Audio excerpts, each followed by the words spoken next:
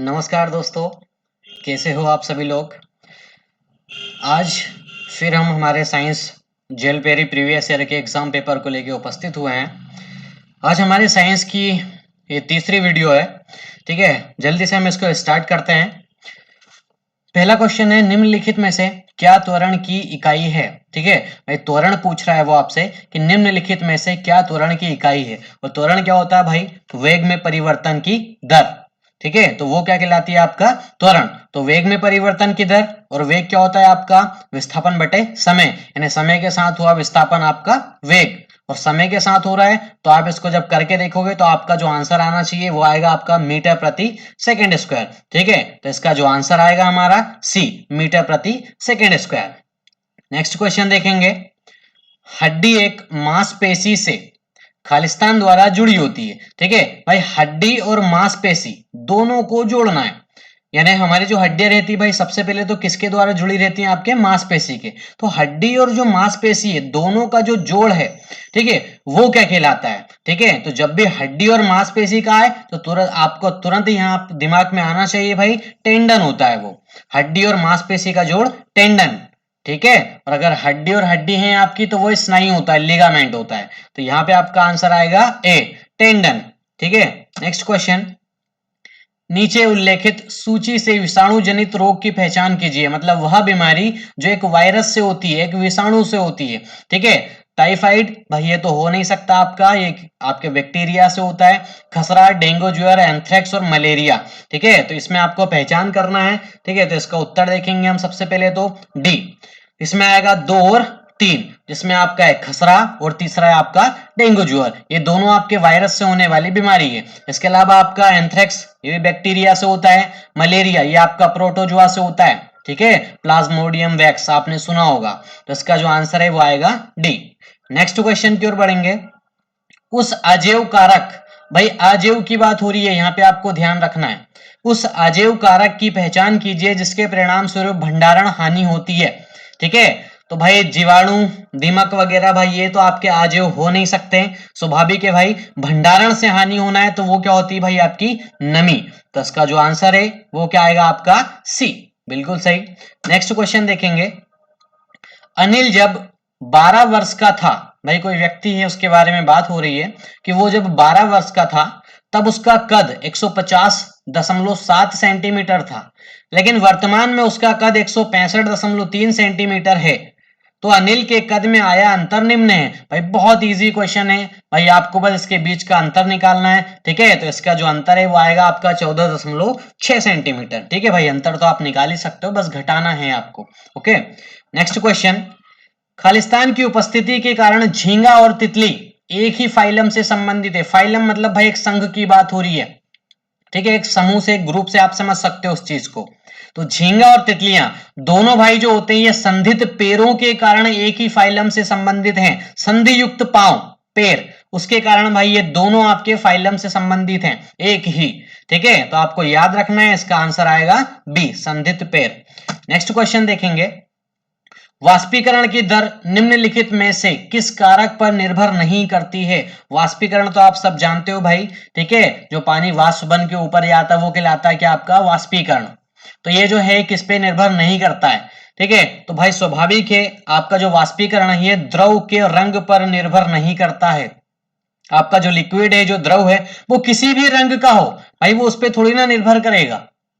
ठीक है, पवन के वेग पे निर्भर बिल्कुल करता है भाई। अगर हवा तेज चलेगी तो आपने देखा होगा कपड़े भी जल्दी सूख जाते हैं, उससे पानी आसानी से वाष्पीकृत हो जाता है। तो इन चीजों पे भाई वो निर्भर करता है, लेकिन रंग पे निर्भर नहीं करता है। तो आंसर क्या आएगा इसका ए।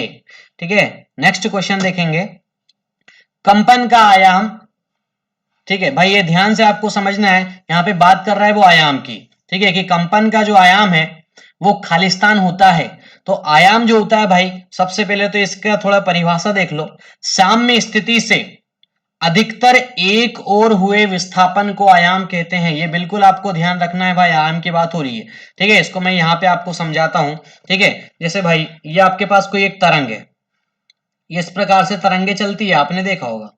अब ये जो तरंग है इसके बीच में यहां से अपन एक माध्य स्थिति बनाएंगे इसकी, माध्य स्थिति यानी कौन सी वाली, एकदम इसके बीच की। तो ये आपकी कौन सी वाली स्थिति आएगी, एकदम माध्य, ये वाली। सेम आया समझ में। ये आप माध्य स्थिति यहां से खींचोगे। अब ये माध्य स्थिति से अधिकतम एक और विस्थापन कितना, भाई यहां से देखो आप ये जाओगे तो अधिकतम भाई आप यहां तक गए हो, ठीक है। तो ये क्या हो गया आपका आयाम। यहां देखो आप नीचे यहां से यहां तक आए हो, ठीक है। अधिकतम एक और, चाहे ऊपर हो या नीचे हो, ये इसका आयाम। ये यहां भाई आप ऊपर गए इस प्रकार से, तो ये इसका आयाम, ठीक है। तो ये जो माध्य स्थिति है ये बीच वाली, इससे अधिकतम एक और विस्थापन चाहे ऊपर हो या फिर वो नीचे हो, तो वो क्या कहलाता है, उसका आयाम। आ गया समझ में भाई। जैसे आपने पेंडुलम देखा होगा, ये पेंडुलम, ठीक है। जब ये पेंडुलम गति करेगा भाई, तो एक एग्जांपल के तौर पे भाई यहां तक जाएगा, या आप इधर से देखोगे जब भी, तो ये यहां तक जाएगा। तो ये तो भाई उसकी माध्य स्थिति हो गई बीच वाली। यहां से अधिकतम यहां तक गया है तो ये इसका आयाम, यहां से अधिकतम यहां तक गया है तो ये इसका आयाम, ठीक है। तो आयाम जो है भाई वो आप समझ गए होंगे। इसका आंसर आएगा बिल्कुल ए, ठीक है। अगला क्वेश्चन, जब एक चींटी काटती है तो त्वचा में किस अम्ल का अंतः क्षिप्त करती है। भाई ये तो आप सभी को पता होगा भाई। चींटी वगैरह होता है या बिच्छू होता है, ततैया जो होते हैं, इनके काटने में जब जलन पड़ती है ना, तो वो कारण होता है फॉर्मिक अम्ल का, क्योंकि इनके पास कौन सा एसिड होता है, फॉर्मिक एसिड, ठीक है। तो आंसर है सी। अगला क्वेश्चन, एक छोटे खंड से पूर्ण जीव में वृद्धि करने की जीव की क्षमता को कहते हैं। कोई एक छोटा जीव है आपके पास, ठीक है, एक खंड है छोटा सा, और वो पूर्ण जीव में जब वृद्धि करेगा तो वो क्षमता उसकी क्या कहलाती है, तो यहां याद रखोगे भाई, वो कहलाता है आपका पुनर्जनन, ठीक है भाई। द्विविखंडन, ये तो दो भाग की बात कर दिया। बहुविखंडन, बहुत सारे। मुकुलन, ठीक है, ये मैं आपको पहले पहले क्लास में समझा चुका हूं, ठीक है। तो इस तरह का क्वेश्चन आया कि भाई एक छोटा खंड है और उससे पूर्ण जीव में जब वृद्धि कर रहा है कौन सा जीव, तो वो क्षमता क्या कहलाती है, उसकी पुनर्जनन, ठीक है। अगला क्वेश्चन, अगर हम प्रेक्षित करें कि हवा स्थान से स्थान बी पर जा रही है, भाई यहां पे कोई स्थान ए है माना अपन ने, और वो ए स्थान से कहां जा रही है, बी की ओर जा रही है, ठीक है। तो स्थान ए से बी की ओर जब वो जाएगी तो कारण क्या है उसका जाने का, तो भाई मैं पहले भी आपको ये तो समझा चुका हूं। जैसे मान लो ये आपका पृथ्वी की सतह है, ठीक है, ये भाई आपकी पृथ्वी की सतह है। अब मान लो एग्जांपल के तौर पे भाई यहाँ पे आपका सूर्य है, ये सूर्य की किरणें एकदम लंबवत पड़ रही है यहाँ पे, एकदम लंबवत, और यहां भी पड़ रही है लेकिन थोड़ी तिरछी है, तो यहाँ पे तीव्रता कम होगी। अब यहाँ एकदम लंबवत किरणें हैं, तो भाई स्वाभाविक है यहाँ का तापमान कैसा होगा, जल्दी बताओ भाई, ज्यादा होगा। तापमान ज्यादा होगा तो वायु गर्म होके कहां उठेंगी भाई, ऊपर की ओर। यहाँ की जो हवा है वो गर्म होके कहां उठेंगी, ऊपर की ओर। अब आप खुद बताओ, जहां की वायु ऊपर उठ चुकी है तो यहाँ का भाई वायु का जो क्षेत्र था या वायु का जो दाब था वो क्या हो चुका है, कम हो चुका है। उदाहरण के तौर पे मान लो यहाँ वायु के कितने कण थे भाई, 20 कण थे, लेकिन जब तापमान अधिक आया तो 10 कण गर्म होके कहां उठ गए भाई, ऊपर की ओर। तो यहां कितने कण बच गए, 10। आया समझ में। तो यहां की वायु भाई अब कम है यहाँ पे वायु, लेकिन आप वही यहां देखोगे तो यहाँ पे भाई तापमान जो है वो कम है, यहाँ का तापमान कम है। कहां की अपेक्षा, यहाँ की अपेक्षा। यहाँ का तापमान कैसा मिलेगा भाई आपको, एकदम अधिक मिलेगा, और यहाँ का तापमान कम। तो यहाँ की जो वायु है भाई वो धीरे धीरे स्थान लेने लगेंगी यहाँ की वायु का, ठीक है। यहाँ का स्थान क्यों लेंगी, क्योंकि भाई यहाँ वायु के कण नहीं है या बहुत कम है। क्यों कम है, क्योंकि गर्म होके भाई वो ऊपर उठ चुके हैं, इसलिए यहाँ की वायु का स्थान यहाँ ये वाली वायु लेने लगेगी। क्योंकि यहाँ पे पहले 20 कण थे, लेकिन अब कितने बचे हैं, 10 बचे हैं। आ समझ में। तो यहाँ पे वायु का दाब क्या हो चुका है भाई, कम हो चुका है।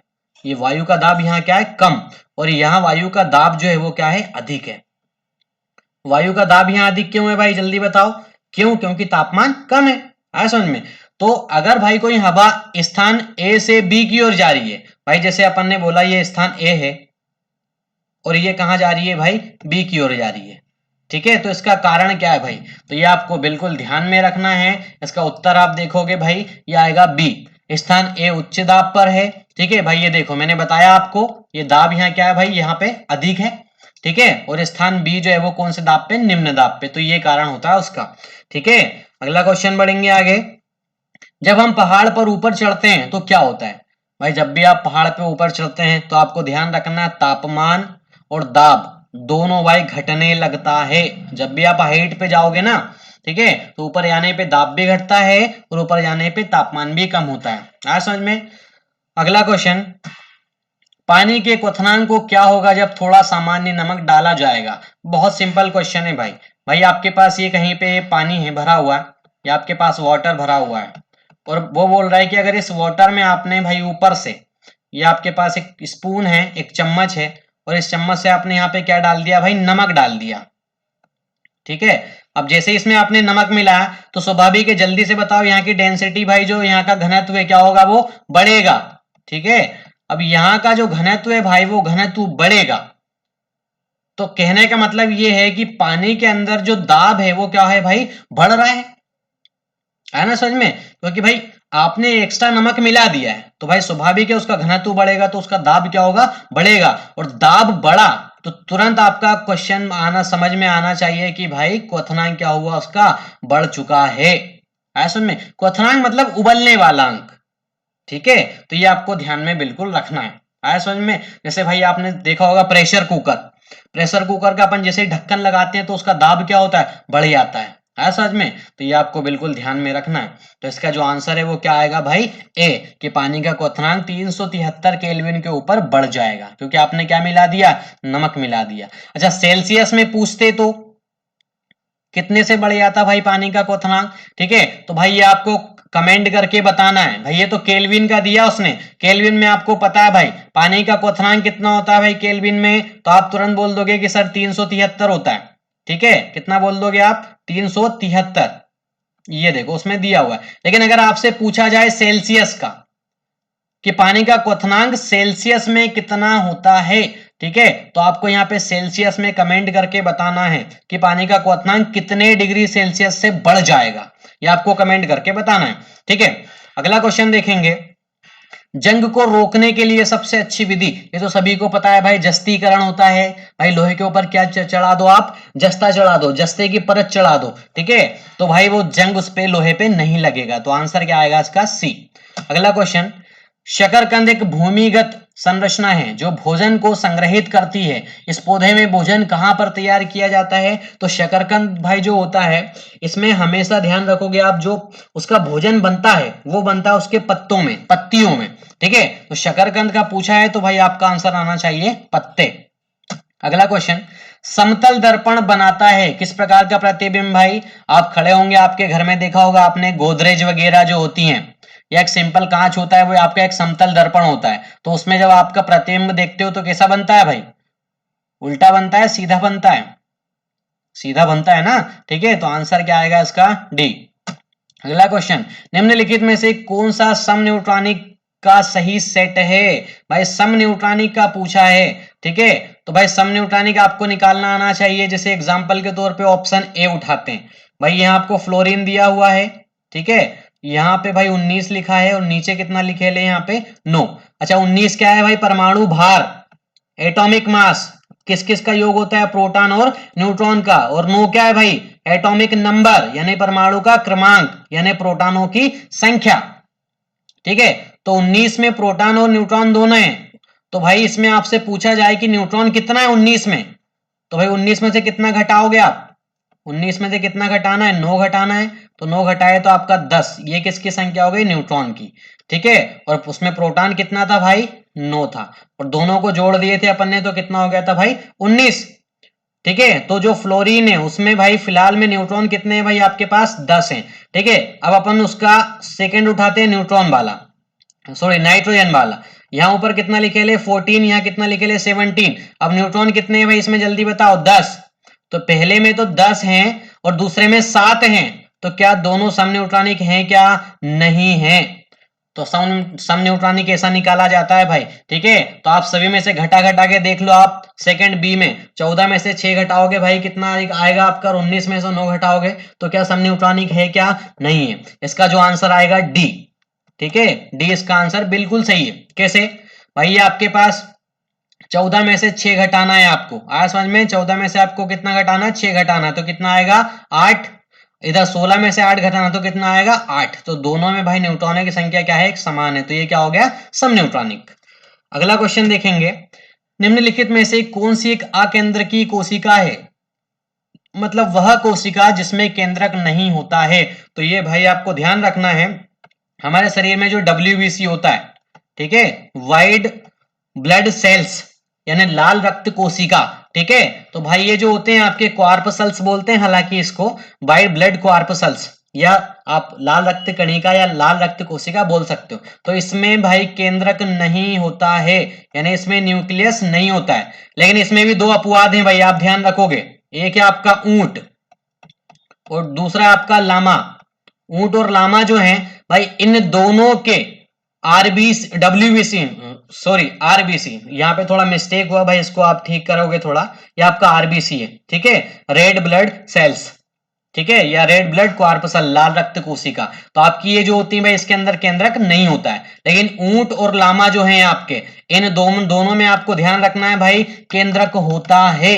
इनके जो आरबीसी होते हैं उसमें केंद्रक होता है, ठीक है। तो आपको यहाँ पे उत्तर देख लेते हैं भाई जल्दी से, आपका आंसर, ठीक है। यहाँ पे आपका जो आंसर है ये आएगा डी, लाल रक्त कोशिका, ठीक है। अगला क्वेश्चन देखेंगे। अच्छा, ये जो अगला क्वेश्चन है भाई, इस पे आपको थोड़ी सी मेहनत करना है। मेहनत इसलिए करना है क्योंकि ये आपको होमवर्क के तौर पे मैं दे रहा हूं। इसका भाई आपको है ना सॉल्यूशन निकालना है सबसे पहली बात तो, ठीक है। क्या निकालना है इसका सॉल्यूशन, क्योंकि बहुत ही मजेदार क्वेश्चन है भाई। जब आप इसका सॉल्यूशन निकालोगे तो गारंटी आपको बहुत मजा आएगा, ठीक है। तो भाई इसका आपको सॉल्यूशन निकालना है, ये वाला जो 19वां आपका क्वेश्चन है, ठीक है। ये आपको होमवर्क के तौर पे मैं आज का क्वेश्चन दे रहा हूं 19वां, ठीक है। आंसर आपको बता देता हूं भाई, इसका आंसर बी है, लेकिन कैसे आएगा ये आपको बताना है, ठीक है। अगला क्वेश्चन देखेंगे।